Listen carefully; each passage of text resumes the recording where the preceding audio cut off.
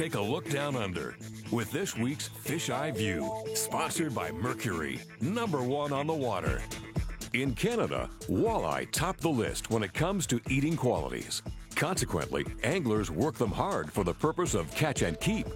In certain cottage lakes, they've been harvested nearly to extinction, necessitating slot size restrictions. Remaining walleye become difficult to find and even harder to catch. We visited just such a lake near the Ontario-Quebec border.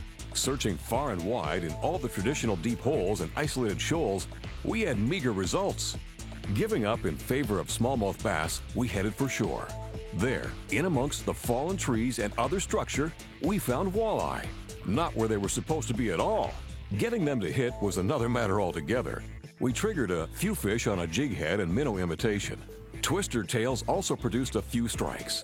Most often, it was a quick hit and spit by fish that seemed to know the difference. When we switched to live bait, it was a different story. The same fish, though somewhat cautious, were quite willing to hit. With hooks removed, we noticed something unusual after losing our bait. These difficult pressured walleye continued to hit a bare jig head. Two things come to mind. Movement is an important factor in jigging. And secondly, walleye are a strange fish indeed. Northern pike are everything a great game fish should be.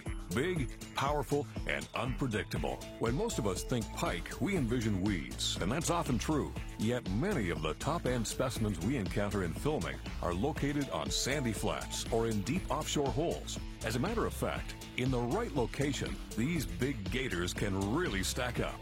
It's all a matter of forage location, which in northern lakes means walleye. Take it from us. This pattern is so cut and dry, it's quite simply find the walleye and you'll find big pike. Strange as it may seem, the two species appear to coexist, snatching up tidbits together. Meanwhile, the northerns have a more sinister purpose. Similar to lions in Africa, they follow the herd, waiting patiently to feast on the weak or otherwise disabled. Though capable of great speed when attacking prey, most prefer not to work this hard to secure a meal. They'll often refuse something bouncing around too much in favor of a slow-moving or stationary target. Actually, pike are just as happy eating dead things, and acting like scavengers, they'll take lures directly on bottom. A great all-round method is a large jig tipped with an oversized minnow or plastic bait. Dangled near bottom, few pike can resist. To be certain, walleye have been aptly named. Those big eyes and giant pupils are there for good reason, allowing maximum light penetration in dark or stained conditions. Appearing from nowhere, walleye easily see your bait beyond the range of any camera. Consequently, they avoid sunlight, becoming inactive in deep water or shaded cover, though you can still turn a few with finesse techniques. Overcast and windy days increase activity and produce consistent fishing. Even so, you just can't beat the early morning and evening time periods for hot action. Progressively less stationary, they start to move around in search of food. With filming becoming increasingly difficult, we'd still like to show you how things look down under as best we can.